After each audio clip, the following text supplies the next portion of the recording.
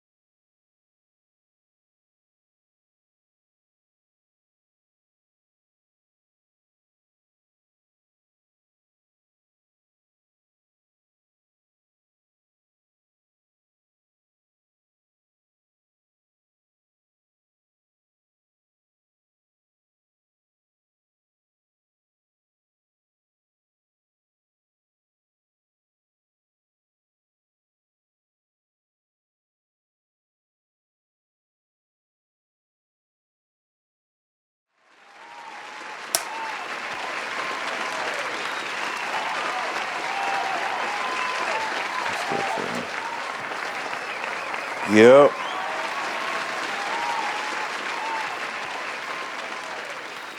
Hey, what's up, yo? Hey, y'all still hanging with us? We chilling. We just got done talking about. No, we was watching the video, dress code. We'll talk about, dress code of. I don't know why. This conversation seems like it comes up every not 6 months, every year and a half, 2 years. It comes up about how we dress and where we dress, how we dress. In Houston, they say if you come here, don't leave on Sunday because Sunday, the brunch, the food areas is crazy that's where you want to be at. So if you plan your trip out of town, you may want to just come Saturday and leave Tuesday morning, okay? Maybe Monday evening. But we used to have Turkey Leg Hut. We used to have Turkey Leg Hut. It's not here anymore. We will have a whole other show about that. Jeez. But they came out with a dress code because people were kind of dressing kind of scantily, kind of crazily and all that stuff. So. Oh yeah.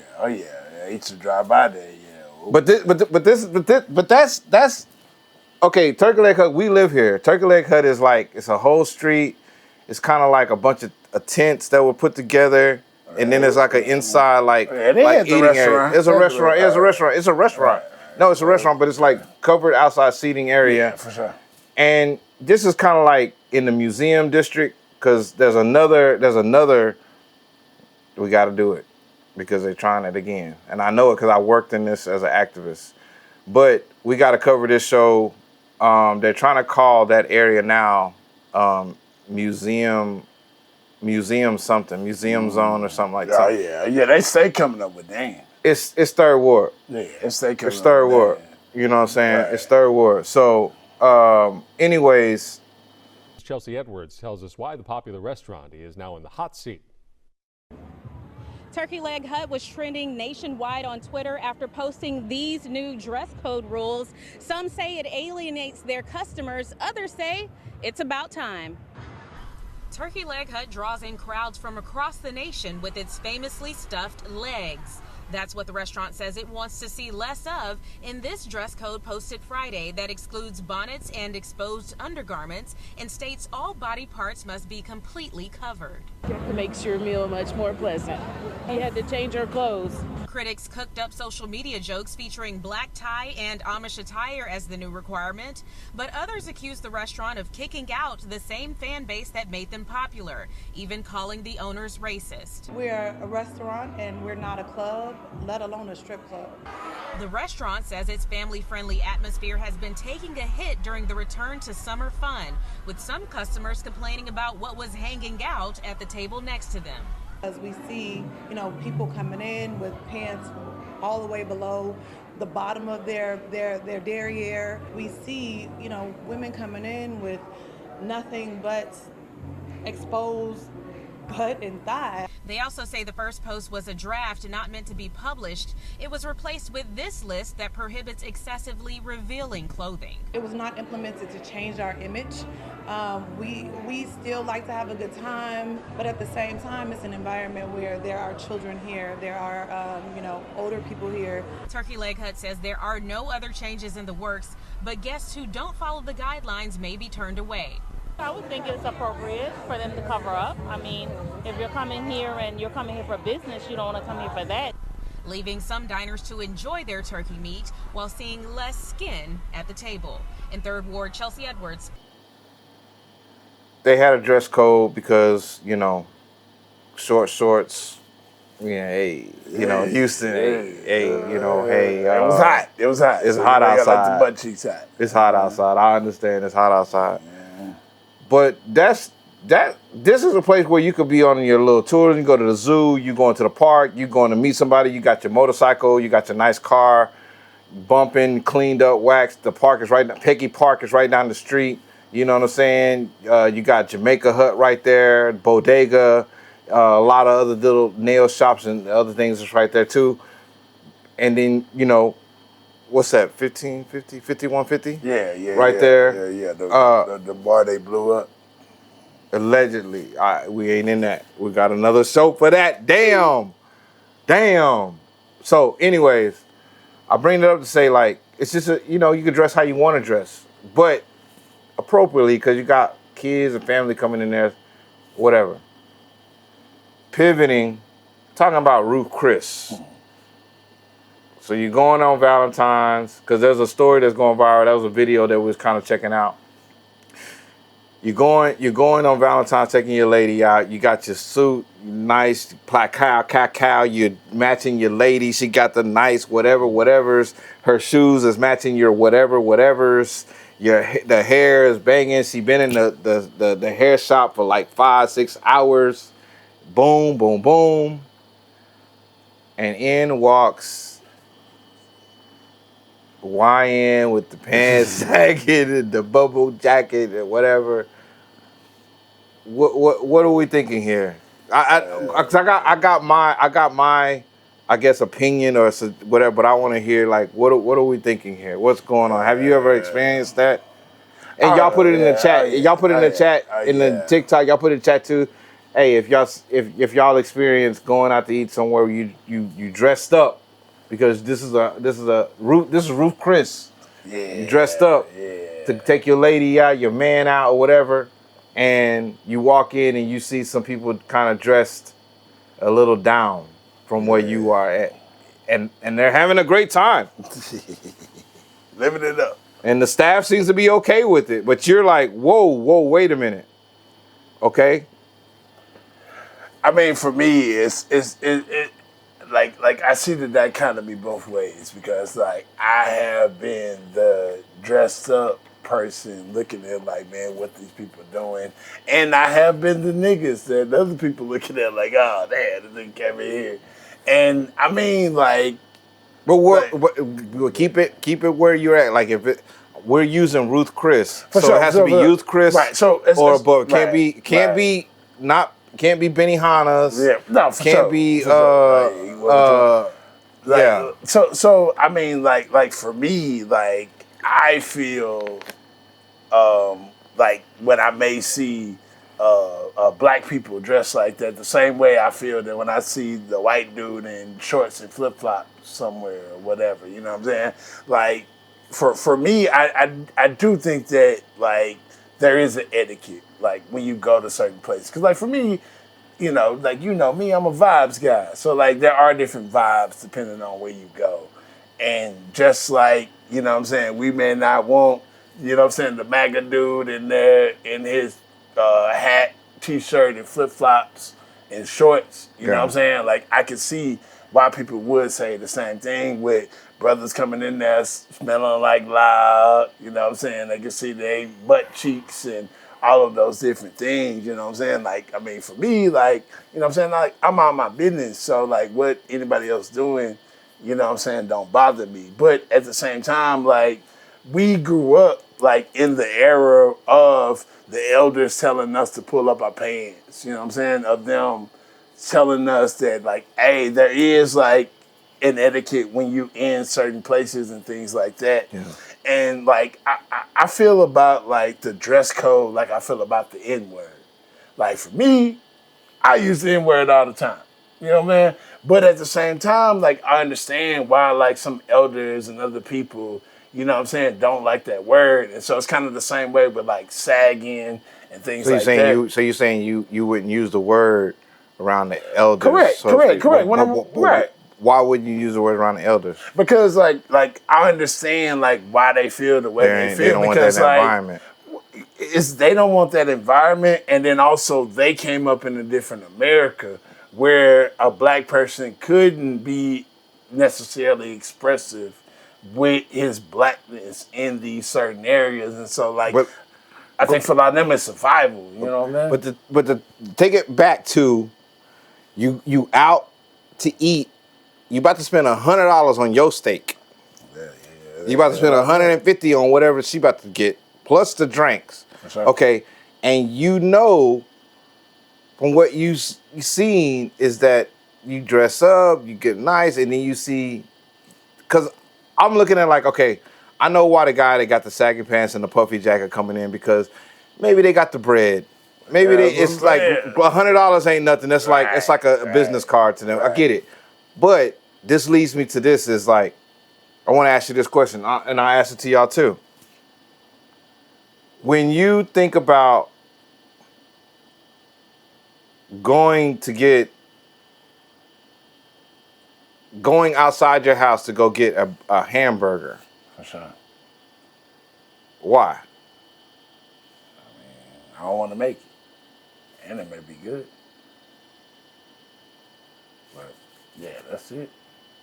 So you could get a hamburger made anywhere. You can make a hamburger anywhere. But why do you think you go to like McDonald's or a burger joint to get a hamburger? I mean, they gonna make it the way I want it. You know what I'm saying? They gonna give it to But me. they already have a preset menu.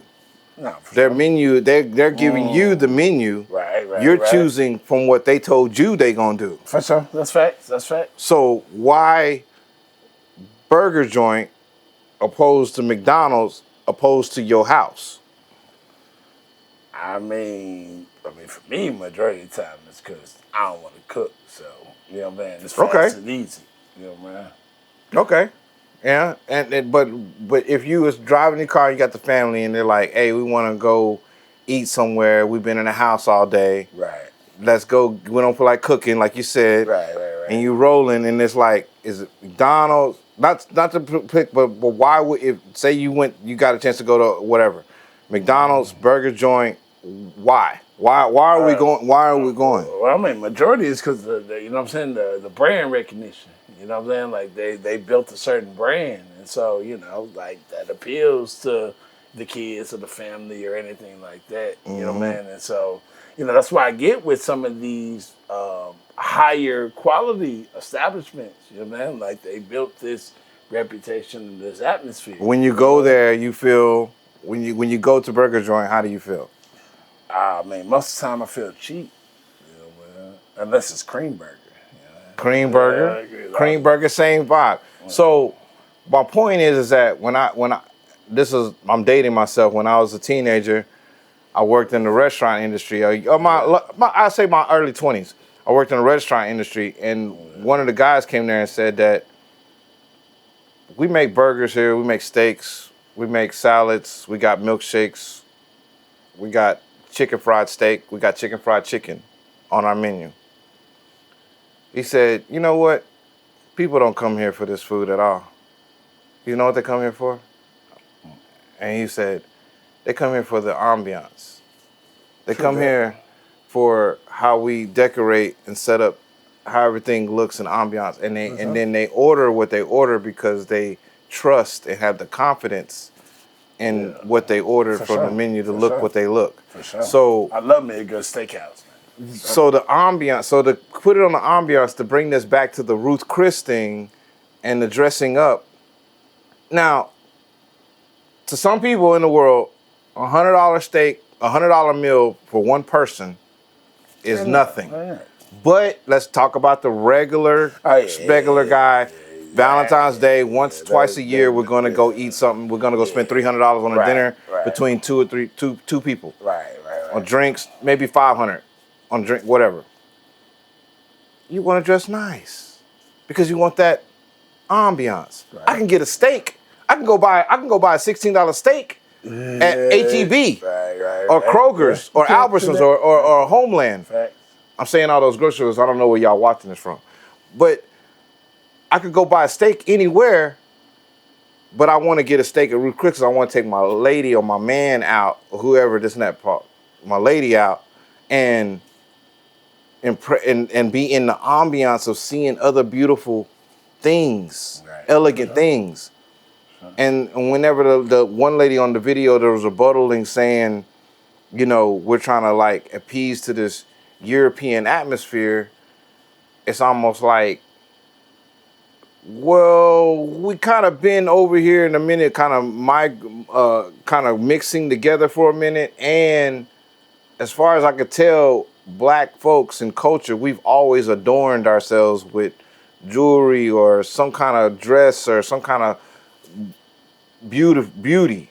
So for sure. Why would we stop now? But then it's kind of like I get the sagging pants and puffy jacket person that's coming in there doing it in this video. I get it because I've been in the entourage where you're coming off tour or you're coming off the basketball game and you just throwing what you got in your locker and it's like you jumping in your Lambo and you call your boy, hey man, I'm about to go eat some food. I want to go to Ruth Chris. That salad they had there was just nice. And you have a particular taste in your mind and you just go in there. You're not thinking about it as an elegant place because you have reached that echelon. You have reached that echelon. But we talking for the majority of these motherfuckers that's in the comments that's probably living with going to Walmart, buying groceries with EBT, whatever. But at the same time, looking at like Ruth Chris ain't shit. Like you spending $100 every night to eat. Like no. Ruth Chris is something. Yeah, it is for sure. So if Ruth Chris can't, and allegedly Ruth Chris, and nothing bad about Ruth Chris, I love it. We went to Valentine's, they got a great package, they do great things, they got great food, everything. He can afford Ruth Chris, I can't. I've been there one time. So, but at the same time though, I did experience where I was looking at it was like, man, you know, sometimes you feel like you overdress, underdress, because you do want to have that experience.